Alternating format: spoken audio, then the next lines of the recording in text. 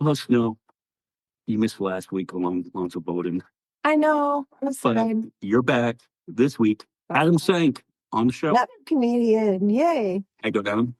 Hello, hello. Wonderful to be here. Yeah. All right. So I noticed you're wearing a shirt, though. I thought you were going shirtless. You know, I'm almost shirtless. I'm in a very skimpy tank top. But I have been known to appear nude in public frequently, as you may know. Yeah, our friend Bridget was telling us that story. Should you tell it or should Bridget tell it? Oh, well, Adam actually performs in the buff on a regular basis, I think in the Poconos.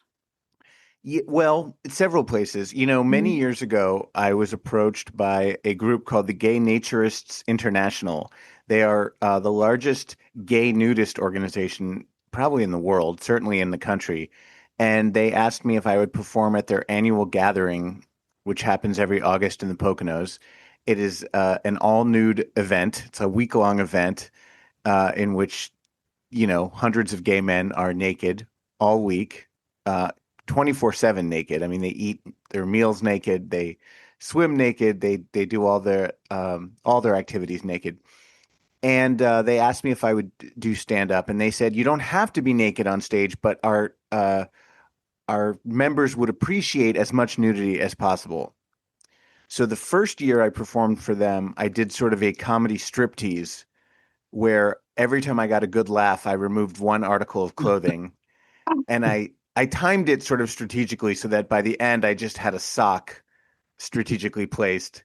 That was all that I had left. And then I ripped off the sock and said, good night. And that was like my big finale. The second year I came and they liked me. So then they brought me back the next year. And this time I started out fully clothed. And then it turned out I was wearing tearaway pants and I was pretty naked by, 10 minutes in. And then from then on, they just brought me back every year fully naked. Because I don't care. It's not like I want to be naked on stage. But if they're naked and they want me to be naked and they're paying me, I'm fine with it. It's not my preferred mode of performing. I'd rather be clothed. But once I started doing that show and that gig, then other nudist groups started hearing about this. And they were like, oh, can you perform nude for our group? Or there'd be like a nude comedy show. And they would say like, well, you've done nude comedy before, so can you do this show? And I just sort of became known as a comedian who was willing to perform naked.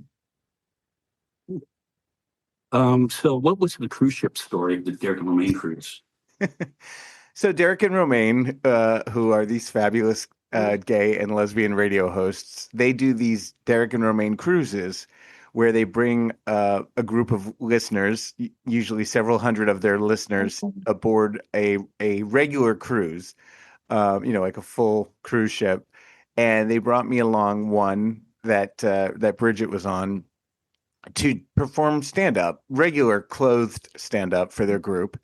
And I ended with a bit that I have done before, which is my impression of John Travolta getting a massage from a man. And that's when I decided I was a huge Adam Sank fan. Oh, thank you so much. And basically, it's a silent impression. I basically just turn my back to the audience, and I start out flat on my stomach, and I start to kind of wriggle around a little bit, and then I slowly lift my butt up and start to wiggle it around, and then I get on all fours, and then I end by just pulling my pants and underwear down and spread my butt cheeks, and that's the end of the impression and the show. That's my grand finale. It kills. So, and I'm also strangely proud of my butthole. It's hairless and very nice. Very pretty. Bleach? You know what? That's been a topic of conversation lately. The place where I go to get the hair removed, there's been discussions with my esthetician about whether or not it needs bleaching. I was going to get it done, and he said, you know what? You really don't need it. So I guess it's still pretty. I'm glad that it took us 3 minutes to get to this topic, by the way. Did you get in trouble with the cruise ship for doing this? No, it was it was like a private show for just the Derek and Romaine listeners. It wasn't like I was in some ballroom performing for the entire. I wasn't. I wasn't performing for the general populace of the cruise ship. I was performing for a private show for our private charter group. So it was kind of like anything goes. I mean, Derek and Romaine didn't say anything to me, Bridget. Did you think that I was in some kind of trouble? You might have been just joking on your podcast a few years ago, like, oh, they didn't ask me to come back or something. You might have just been joking. Well, they didn't ask me to come back, but I don't think that had anything to do with showing my butthole. I just think Derek and Romaine don't want to pay me. His podcast, by the way, Adam Sank Show, ASS. Yes, it's called The Yes. Ass, which just stands for Adam Sank Show. Stay on topic. It Yeah, all that's comes back good. to the ass. What made you come back to it? I know you quit for a little while. Yes, I took 2 years off from the podcast. I used to do it every week, which, as you guys know, is a grind. You know, it's a lot of work to prep and produce and edit a weekly show. And I have a full-time job, and it became too taxing for me. And I was kind of burnt out. I did it for 5 years. And I was really proud of it. And in the end, I kind of felt like we weren't getting enough listeners for the amount of work I was doing. I couldn't justify it. Certainly, I wasn't making any money, but even beyond that, I just felt like, we have several thousand dedicated listeners, but it just wasn't. It felt like for the amount of work I'm doing, I want like 1 million downloads, and it wasn't happening. So we stopped after 5 years, but pretty much once a year during Pride season, we would do like a bonus episode during those off years. Usually my co-host Steve and I would hook up with Romaine Patterson of the Derek and Romaine Show, and we would do like a bonus episode. So we sort of stayed in the loop that way. And then after this last one we did in August, Steve, my co-host, said to me, we should pick it up again, even if we just do it once a month. And I said, I think I can do that. And so since August, we've been doing it once a month again. And I'm kind of committing to a monthly episode, which we just released the latest one with Guillermo Diaz from Weeds and Scandal, Yeah. one of my favorite actors. And he was a great Yeah, guest. he's good. So that is currently available for anyone who wants to listen on Apple Podcasts or Spotify or wherever you listen to podcasts. Don't you Also find on my though? YouTube channel. Don't you find though, like doing these podcasts for us, we don't really do it for the listeners as much as it's like therapy for us with everything going on. Well, there is that, I mean, it's nice to kind of stay connected to other people and to have a platform to just kind of get out your rage and whatever you're thinking and feeling that at that moment. But I'm a natural performer. I do like to have an audience. And so if I feel like I'm just kind of shouting into the wind, it feels like, especially the amount of work I was putting into it, I just was like, is anyone out there? What am I doing this for? I feel your pain. And I still get, every once in a while I get an email or a tweet or something from someone who just listened to an episode from 2 years ago. And they're like, oh, I thought it was really interesting when you talked to this person about this. So it's kind of cool that it lives forever. As long as I keep paying the $5 a month, liberated syndication fee. Right.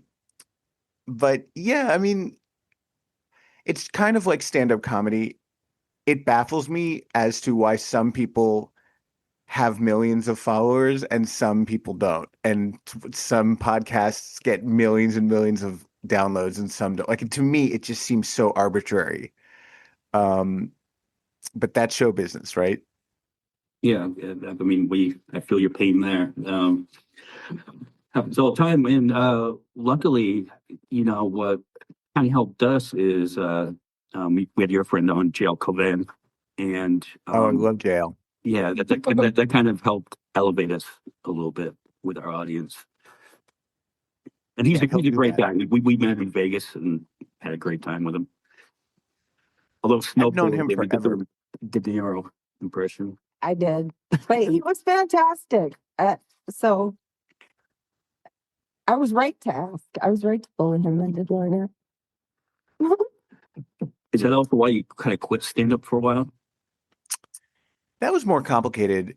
Stand up, I had done stand up for about 15 years at that point. And, when I started doing stand up, it was because I had such a burning desire to get back on stage. I had grown up doing musical theater from a very young age, like 8 years old. I started, whenever there was a community theater musical and they needed a kid, like I was always the kid. And I just loved it. And I loved the attention and I loved the craft and rehearsal and just the whole process of putting on a show was always really magical to me.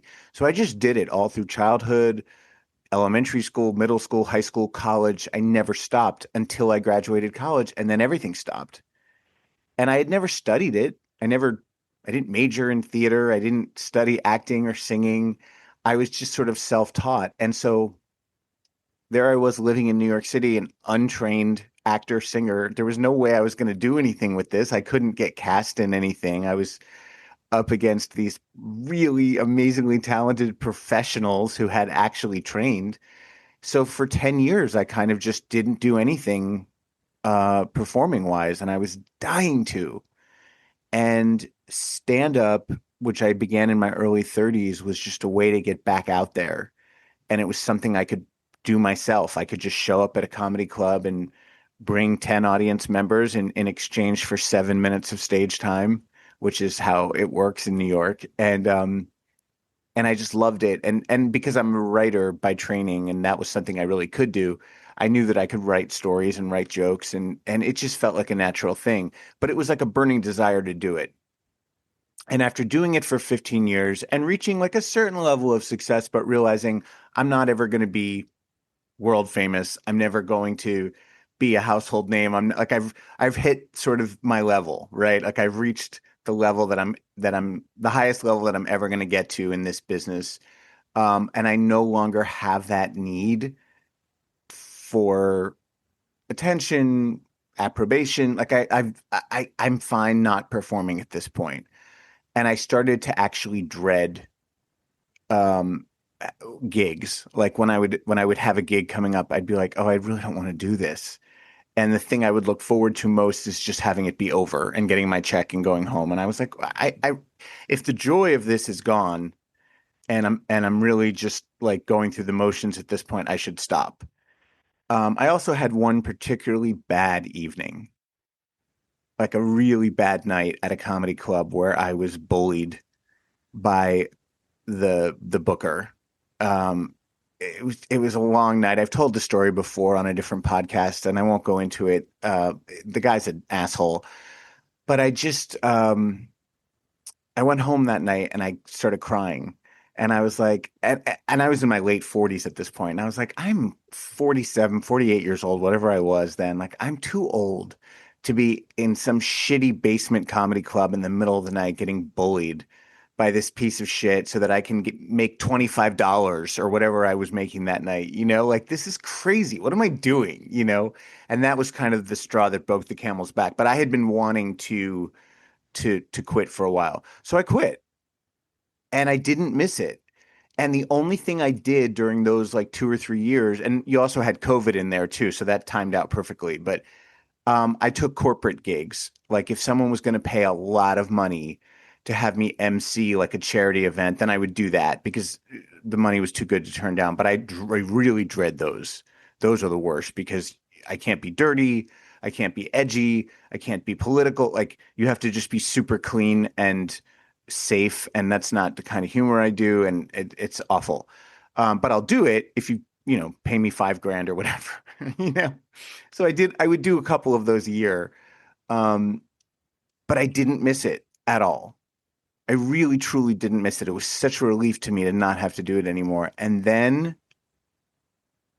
2022, this great guy down in South Florida, Ronnie Larson, who runs a theater down there where I had performed before, said, I want to bring you back down here and I want you to do an hour and it can be anything you want.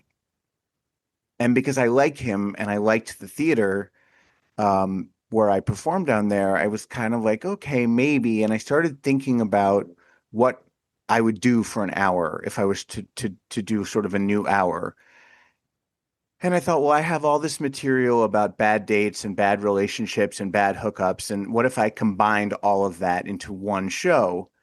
And as I started to compile it, I thought, well, what if this isn't all funny? And what if I told a tragic story about something that happened in terms of a relationship that I had that went terribly wrong and ended in tragedy?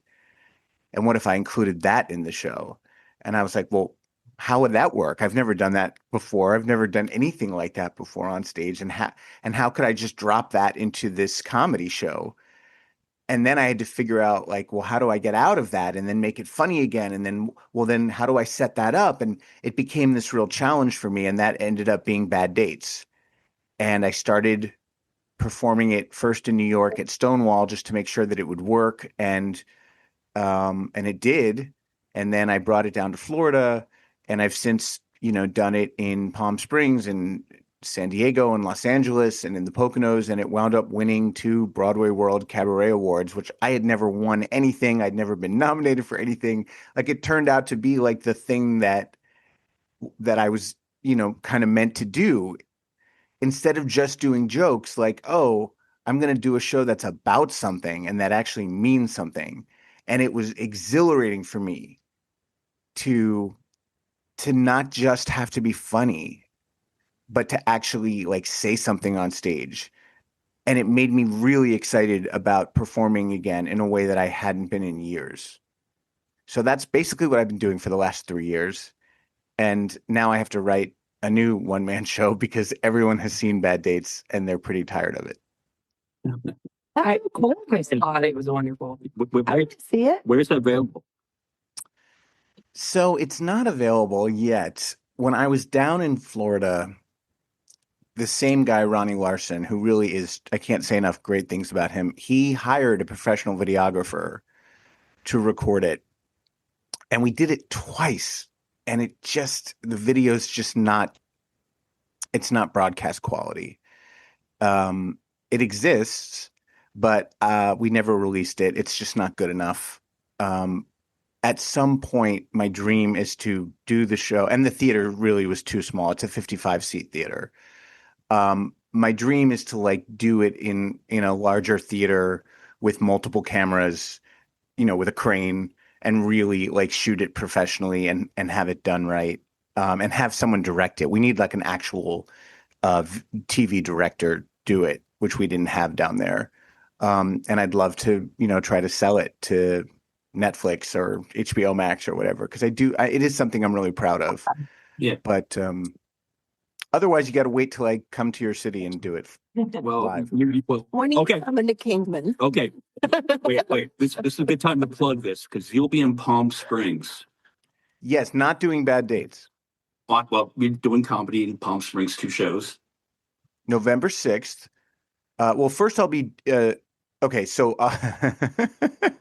I'll be in Palm Springs November 6th doing regular stand-up, just jokes, along with 3 other queer comedians, Poppy Champlin, Suzanne Westenhofer, and Justin Madsen. It's called Adam Sank and Friends, and it is happening during Palm Springs Pride Week, which is very exciting. I've never been there during Pride Week, and it's November 6th at Oscars, which is in downtown Palm Springs. And for any show of mine, you can always go to my website, adamsank.com. That's the easiest way to get tickets. But so we're each going to do like a half hour. So it's going to be like a full night of LGBTQ comedy. And because it's all brand new material that I've never done before, I'm going to basically do that set of jokes the week before in New York at Stonewall. So if you're in New York or the New York area, you can see the same jokes a week beforehand at the Stonewall Inn, Wednesday, October 29th. And that I'm calling the Palm Springs set. So see the Palm Springs set at Stonewall in New York, October 29th, or see Adam Sank and Friends in Palm Springs, November 6th. Tickets and information, adamsank.com. Well, you could always, since we're out there for a few days, you can always swing by Kingman. We're about 3.5 hours away. But we know a nice little theater we could get you into. Just a hop, skip, and a jump. Yeah. Can you talk about your time on Fox News at all? Oh boy, that's really going back. That's going back decades. So I went to college at the University of Michigan. I worked for a couple years, and then I went to graduate school for journalism at Columbia in New York. I got a master's in journalism. And the year that I graduated, it was a 1-year program. So basically I went, and the end of that year, there were 2 brand new 24-hour news channels that were launching. This is 1996, MSNBC and Fox News. I applied to both. I did not know anything about what either of them were going to become. I just assumed they were both going to be like CNN. CNN was the only model that we had for 24-hour news. And the idea of a biased news channel, it wasn't really a concept then. You know, CNN, it was just news. It was just straight down the middle, breaking news. That's all it was. That's all it had ever been. And I, as a 26-year-old, even though I had just come from journalism school, I really wasn't smart enough, nor had I done my research to know who Rupert Murdoch was or who Roger Ailes was. I didn't really understand what the Fox agenda was. So, as I said, I applied to both. I never heard from MSNBC. Fox News offered me a job as a production assistant. Now, this is before either of these channels is on the air. They're just in the planning stages. I got hired by a network that didn't exist yet and, you know, was working in a building that was under construction. And I was hired and only ever worked on the day side. So I didn't work for any of the nighttime shows. And that was a little bit of a saving grace because, as you guys know, the day side of Fox News, although toxic, is not nearly as toxic as the nighttime. And in those days, it really was pretty straight down the middle during the day. We didn't really get crazy until after 9/11. So this was 96, and we launched in, I want to say September or October of 96. And it was fairly normal at first. And then they promoted me within a couple months to associate producer, which was basically a writer position. And eventually I became an AP on the morning show, which was at first called, it was just called Fox News Live. Then it was called Fox Express. And then eventually we rebranded as Fox and Friends. And Fox and Friends was at first a very silly, lighthearted morning show. No politics, no serious topics. We used to play strip poker. We had on like Z-list celebrities. By the way, this is the topic of my next one-man show, which I'm dropping this information here on your podcast for the first time. No one else knows this. Nice. But my next one-man show will be about all of my experiences at Fox News, the 6 years that I Nice. worked there. Yeah. So this is all percolating in my head. But so I was on Fox and Friends, and then it started to get crazy. And I could tell that, you know, this was not a normal news organization, and they were moving farther and farther to the right, and the news was getting really crazy and biased, especially after the death of Matthew Shepard. Then I could really see sort of how gross things were getting. And I quit. And I went to go work for this video news organization called Vidicom for 6 months, which I also hated for very different reasons. And I can't believe I'm telling you this because this really is for the one-man show. But one night when I was having a drug-fueled three-way, the phone rang in the middle of the three-way, and I picked it up because these were the days of landlines. And it was the news director of Fox News, Janet Allshouse, offering me to come back for a substantial promotion and salary increase, to come back as a producer. And I said, yes. No. Biggest fucking mistake of my life. I went back to Fox News and stayed there for another 3 years. And by the time I left in 2002, I was a senior producer. And by then, things had really gotten crazy because that was after 9/11, and we were gearing up for the Iraq War. And it was just like, it was insane. And it was, the thing about working for a right-wing news network is, as you would expect, the people that you work for are horrible people. You know, not everyone I worked with was horrible. I worked with a lot of great people who I'm still friends with. There were a lot of really sweet, smart, hardworking people that were just there to make a living like I was. But the people we worked for, the executives, and the people at the very top were really shitheads. I mean, they were just awful, awful people. And it was such an ugly, toxic, stressful work environment. Even given that it was a 24-hour news, which is always stressful and kind of like being an air traffic controller. I mean, I was a line producer, so I was in the control room when we were live on the air. I was the person in the anchor's ear, cueing them to go to breaking news and take this graphic and put that chyron up. I'm like the Holly Hunter person in broadcast news who's like freaking out. Like, that's my job. But even given that, it was unnecessarily stressful because of the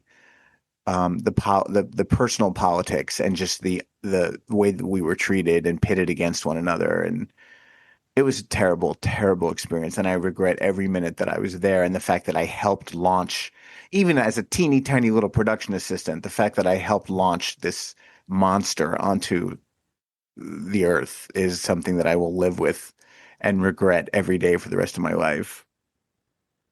Wow. So were you there during the whole like bombshell stuff? That movie Bombshell that came out about the girls? who Yeah. were- So I was certainly there.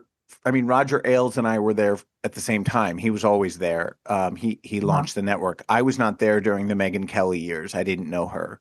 She came Oh, after I okay. left. I was not aware of any sexual harassment going on. I didn't work with Roger. I was way Oh, too little, way too right. junior Yeah. to be. But I certainly, you know, he would come down to the newsroom once every quarter to give us the state of the business address. And I remember being puzzled by this man and the things that would come out of his mouth because, they were gross. And he would refer to CNN as the Clinton News Network.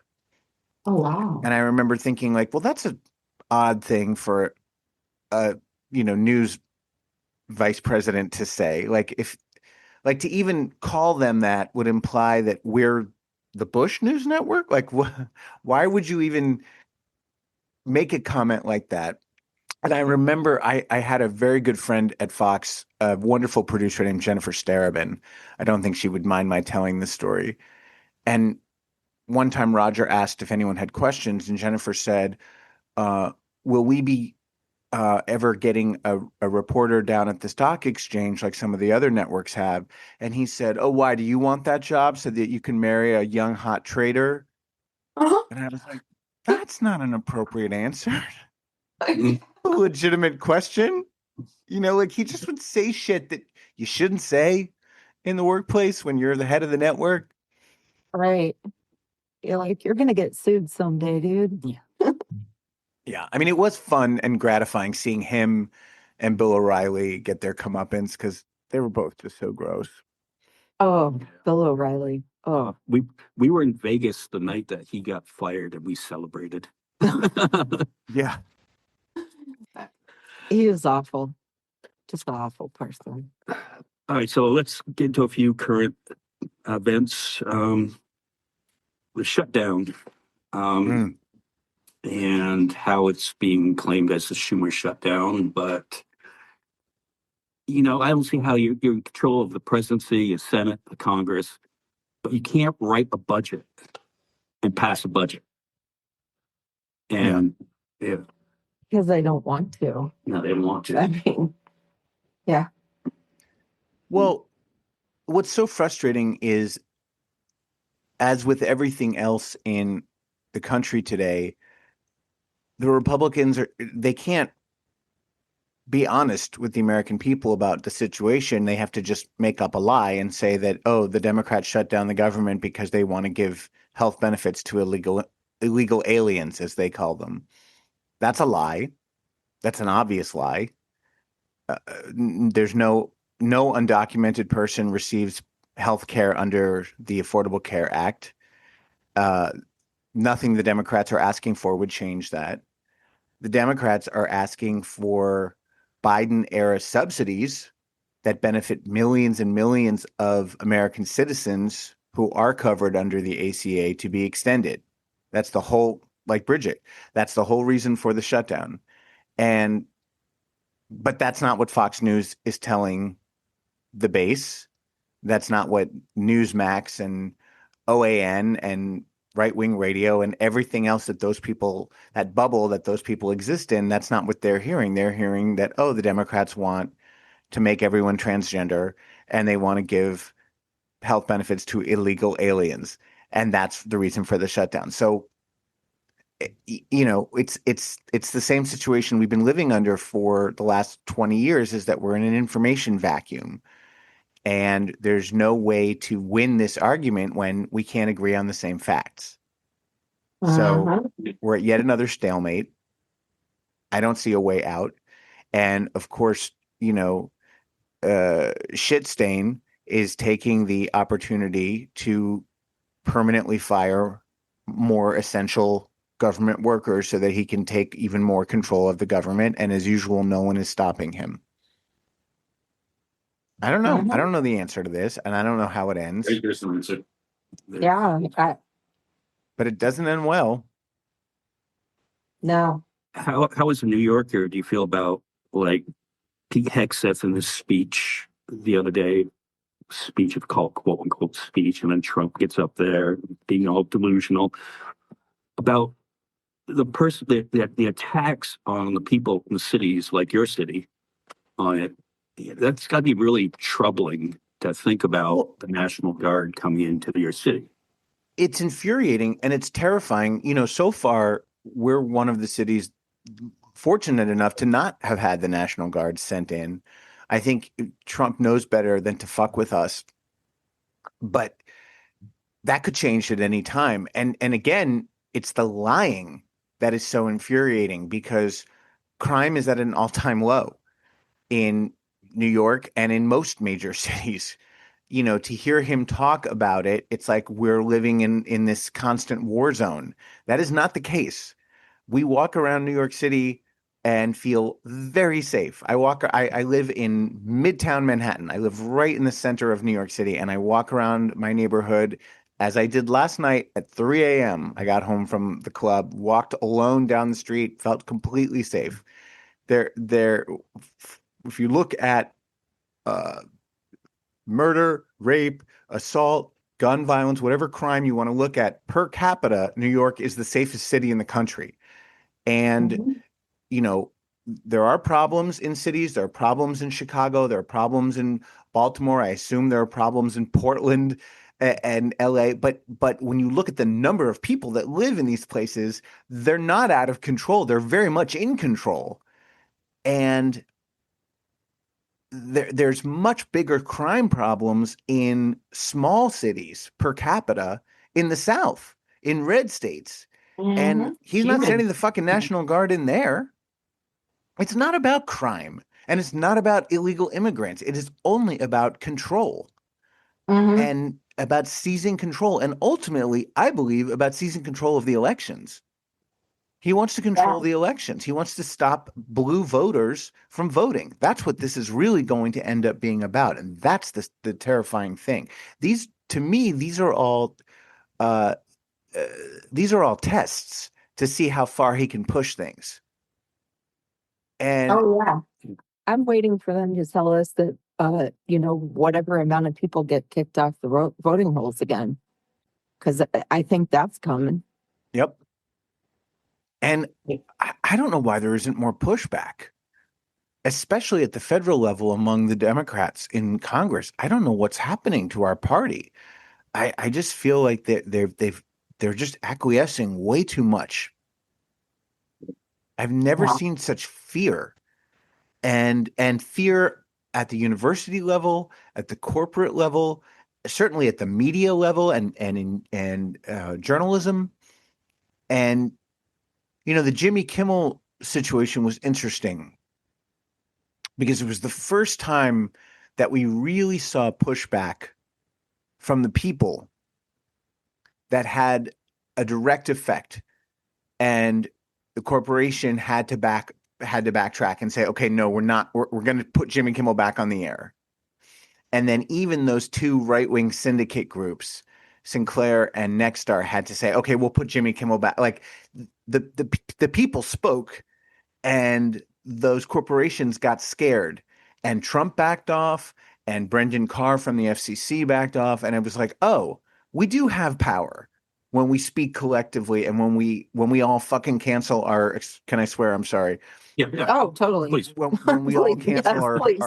our Hulu and our Disney Plus subscriptions, and when we bombard the email of Michael Iger and Brendan Carr, and when we flood social media and say, no, we will not have Jimmy Kimmel taken off the air. And this isn't about Jimmy Kimmel. This is about the First Amendment and free speech in America. And we have to keep pushing back like that, loudly and forcefully. And John Oliver said it best on This Week Tonight, his show on HBO. He said, giving the bully your lunch money does not make the bully go away. Stop giving the bully our lunch money. Like, what are we doing? Stop giving into his extortion and stop letting him have his way. And that goes for the universities that keep giving him billion-dollar settlements. That the CBS and the other networks that keep giving him billion-dollar. Fuck no! Stop! Stop giving into this man's extortion. It will not make him happy. It will not make him go away. It'll just make him hungry for more. He is a bully and a tyrant. You got to punch the bully back. It's the only way to beat him. Well, and that's the problem with the Democrats. New York City is a perfect example with your mayor race. You have a hugely popular guy, but the overall party, Hakeem Jeffries, will not get behind him and endorse him. Infuriating. Yeah. But I got to say, I'm excited about Mamdani. I think he's going to win big. I'm thrilled that that piece of shit Adams has finally dropped out. He's literally the most corrupt mayor we've had in my lifetime, and I've been around for some time. And Mamdani's got a lot of people excited, and he's got the establishment, both left and right, very frightened. And I think that's a good thing. And there's a reason Trump does not want him to be our mayor. And it's because he threatens Trump. He threatens the status quo. And I say, God bless him. We need him. And I don't know if he's going to be a great mayor. He may not be. Maybe he doesn't have the experience. But you know what? Electing the same types of people over and over and over again and expecting a different result is not going to change the situation. Yeah, I think it's one of probably the most important mayoral races in a long time, because it's more of a race on class warfare, which is, I think that is a real problem in this country. And I think that if we continue to let it happen here, I see it going into other countries, and it's just going to become a thing of the rich versus the poor even more than it already is. 100%. And especially in a place like New York. New York used to be a city where it was always tough to live here, right? It was always a really expensive city. But when I came to New York in the 90s as a 20-something, you could find a place to live. It might be a shithole. I lived in an actual crack house when I first lived here, but I could afford it. You could rent a studio apartment in a crack house and, scrimp and save and eat SpaghettiOs and save your money. And then in a few years, rent a slightly nicer apartment and then save your money. And maybe in a few years after that, you could actually buy a place, which I did. I bought this apartment, when I was 30 years old after working at Fox News for a few years. Those days are over. There's no 20-something year old that can afford any place in Manhattan. they have to go into the boroughs, and not even like just the boroughs, but deep into the boroughs, because now Brooklyn's too expensive. Queens is too expensive. You got to go into like deepest, darkest Bronx, or like the really like far off neighborhoods in Brooklyn where no one used to want to live. It's like the you've been priced out of possibility, and most of the residential space in New York City is owned by people that don't even live here. They're owned by like Chinese and Russian billionaires that bought it all up and don't even fucking live here. And it's like, what are we doing? What's the point of this? We have a city that's too expensive for anyone to live here, and no mayor has done anything about it. Mamdani says he's going to do something about it. Let's see if he does. But what I love about him is, to me, he's got that thing that Obama has. He connects with people. He excites people. He came out of nowhere. No one heard of him. You know, year and a half ago, no one knew who Zoran Mamdani was. And he has run a fantastic campaign. And against all odds, he has really excited young people and first-time voters, and he's built a coalition. And especially as an outspoken critic of Israel in the most Jewish city in America, that is not easy to do. I am really, really impressed with him. The fact that he has as much Jewish support as he does, and you know, I'm a Jewish voter myself, like he's really like an incredible communicator. And maybe that will translate into being a terrific mayor. Maybe it won't, but I'm willing to give him a shot. And maybe this will wake up the Democratic Party overall to give more people like AOC a chance to, hey, this is more the direction that we want to go in, and not the same old, well, you know, Chuck Schumer he's the guy, he took his time, and Hillary Clinton was the person.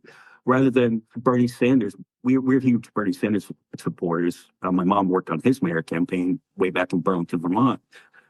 And that's what we want, is we want a more progressive agenda and not just the same corporate Democrat bullshit. Yes. And we don't have a choice. If we're going to survive as the opposition party, we have to change, because we've lost the working class, we've lost the young people, and we really have lost our messaging. And this, you know, the midterms in 2026, it's basically the last chance America has to be a functioning democracy. I don't even know if it matters at this point, but if there's any chance to hold on to our institutions as a nation, it's this midterm election in 2026. We have got to take back the House, Well, and have some kind of oversight. Oh God, There's going to be an election. this is my We've got to at least, you know, have that belief that there will be one. Okay, let's get back to something funny. Right. Back to my comedy, asshole. Comedy. Back to my non-bleached, hairless asshole. Your thoughts on the Saudi Comedy Festival, and me, I saw Bill Burr way back at, you know, the Comedy Connection in Saugus in front of 12 people. So I've known Bill Burr for years. I was kind of disappointed that he had gone over and done it. I'm disappointed by all of them. I'm shocked by some of them. Pete Davidson? Yeah, that's Whoa. yeah. Really? Yeah. Whose father was His killed dad by the Saudis? Whoa. Yeah. Whoa. I didn't Jessica know that. Kirsten, a gay Jewish woman. Yeah. You know, it's hard to fathom what these people were thinking in taking this gig, other than just looking at dollar signs and thinking that they could sort of fly under the radar, and that it wasn't going to burn them, which it absolutely is now. I have to say, I have enormous respect for the people who didn't take it. I just read today that Mike Birbiglia, who I've always been a huge fan of, turned it down. Oh, good. And I don't know if you saw David Cross released kind of a manifesto. Yeah. I love him too. Yeah, kind of shitting on the comics who took it, which good for him. And Jessica Kirson has now released a lengthy statement apologizing and claiming that she's turned over all the proceeds from her appearance to either she said LGBTQ charities or just charity in general, but she didn't specify which ones. And I'd like to see the receipts. I think it's gross. I mean, look, I posted about this today on my Facebook page. If someone like me took this gig, which I don't think I would, I hope that I wouldn't. But if someone like me did it, I would hope that at least you could say, well, he doesn't have that much money. This could be life-changing money for him. Dave Chappelle, Louis C.K., they don't need this money. Yeah. Even Jessica Kirson doesn't need this money. She's an A-list comedian. She performs constantly all over the country. She gets, at least $10,000 a gig, at least, probably more like 25. She does not need to go to the Riyadh Comedy Festival to pay her mortgage. Certainly, Louis C.K., Dave Chappelle, Jeff Ross, Pete Davidson, these other comics who went, they did not need this money. This was greed. And any argument that they're now putting up, like some of them are doing, like, oh, it's great cultural exchange. It's a show of goodwill. It's going to do a lot for. No, we don't need a cultural exchange with the Saudis. I don't want to exchange any culture with them. Their culture sucks. They repress women. They kill journalists. They enslave people, literally. It's illegal to be LGBTQ there. I don't want to exchange culture with them. Fuck them. All right. Well, we gotta get one. Yeah, no, fuck them. Fuck them. I agree. Yeah. It's so gross. And also, this wasn't like a comedy festival for the masses of Saudi Arabia. If this had been like, I don't know, if this had been put on in like a stadium and anyone could come, like any like sort of ordinary Saudi citizen on the street could have like come for free to witness these American comedians, and maybe there had been like a Saudi translator or like Arabic subtitles or something, then I might have been more open to the idea. But this was for the Saudi royal family and their invited guests. Ew. On the who anniversary does of this Khashoggi's benefit? murder. Say that again, Bridget. I believe it also happened on the anniversary of Khashoggi's murder. That's so gross. One of the days, yeah. But why didn't they just have it on 9/11? I mean, Yeah, right. what the fuck? What would your price tag be, though? to do it. It's such a dangerous question because I have one. We can all be bought out. I don't think I could have. I wouldn't have agreed to the rules. They had rules about what you could say and couldn't say, and I just don't think I could have done it. They certainly wouldn't have let me show my asshole and done my John Travolta impression. Yeah, that's what I was gonna ask. I'm like, why would they even want to go when, like, comedians don't like being told what they can and can't say? Like Dave Chappelle had the whole thing with being canceled. He never was canceled. I mean, he's still been doing things. Right. But, Well, and of like- course, Chappelle got up there and basically said, like, I feel safer here than I do in the United States. Like, free speech is harder there than it is here. Like, he's such a piece of shit. Really, go try that, Dave. Really put that to test then. Right. Go do it. I fucking dare you. Like, Jessica claims that she specifically asked if she could talk about being gay, and they said no problem. So for her, she said part of her doing it was she wanted to like be the first openly gay performer in Saudi Arabia, and I do think there is some value to that. However, if you're not going to also advocate for the liberation of other gay people in that country while you're doing it, and say, hey, free all of your queer people, change your laws, stop criminalizing queerness while you're on stage, then I don't know what good you're doing. Just by saying, hey, look at me, I'm a lesbian, laugh, goodbye, thank you for the $1 million. I mean, you're kind of just being a a paid court jester. Literally. Yeah. Yeah. All right. Well, we'll go to the big story of the week.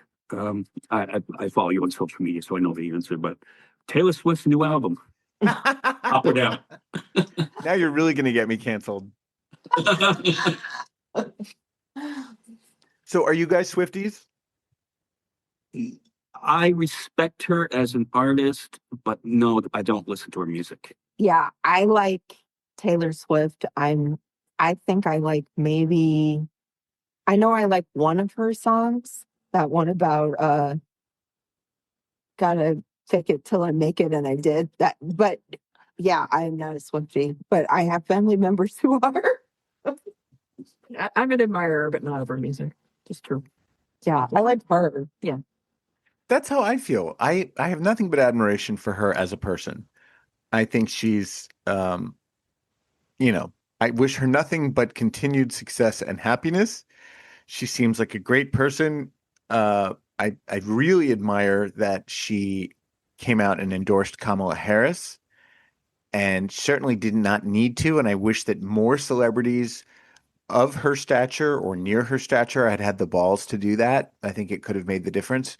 Um, as an artist, I just don't connect with her music. It's very generic to me. Every song sounds the same. It sounds very like it's all made in a factory. And I find that the Swifties in my life get very angry at me when I voice this opinion. It's like not enough that they love her; they really want me to love her, and they just cannot accept that I don't. But yeah, I'm so old, and I grew up listening to music that was older than I was. So in my family, the female singer-songwriter that we all loved growing up was Carly Simon.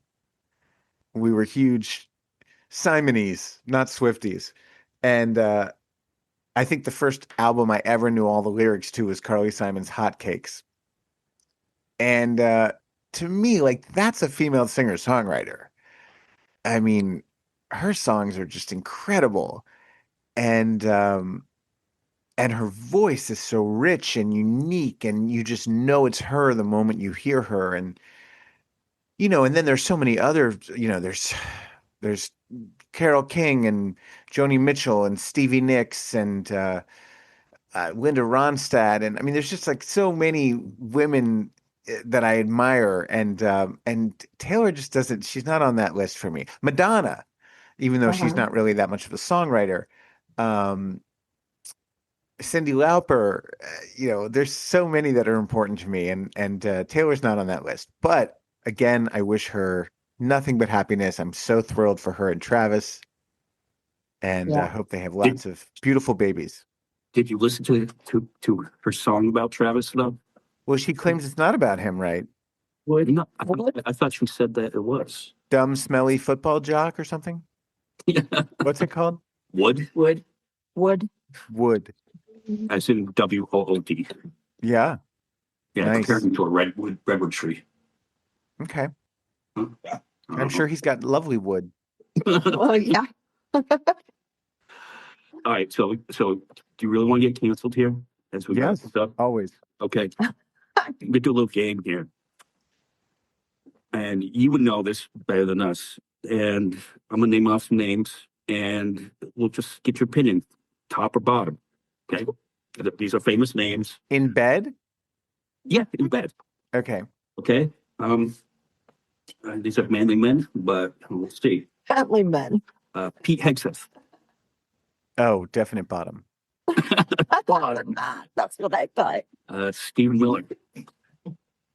Oh, for a second I thought you were talking about Steve Miller, the musician who I love. No, Steve. He's into like freaky shit. I mean, he doesn't top or bottom. He just kind of like likes people to just throw poop on him. He's into scat play. Oh, he does come across Yeah. like that. What's that? He's into like sick, illegal activity. Oh, yeah. Ted Cruz.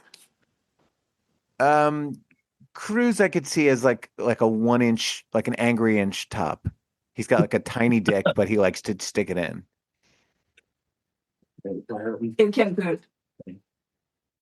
Who? He likes to go to Cancun and stick it in. Yeah. This particular one, I don't like him because I have to share a name with the guy. Mike Johnson. Oh, Johnson's a power bottom. Johnson likes to be dressed up like in like baby clothes and fuck hard. Do you believe the whole thing about him being on Grindr? Allegedly. It's hard to say. I mean, I think it's very possible that someone pretending to be him is on Grindr, but how do you prove one way or the other that it's really him? I'm following the story like it's, the Zapruder film. I'm studying every morsel of that story, and I keep waiting for more information because we will be reporting on it on the next episode of the Adam Sank Show. Believe you me. All right. Andrew Cuomo. Oh, Andrew's a top. Andrew's an angry top. Yeah. But like selfish and not fun in bed. JD Vance.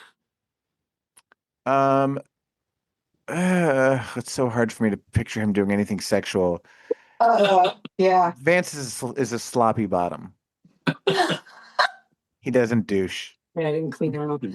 Oh. Get up. Okay, we get canceled. Donald Trump. Ugh, so gross. The ultimate angry inch. He's like got an angry half inch. All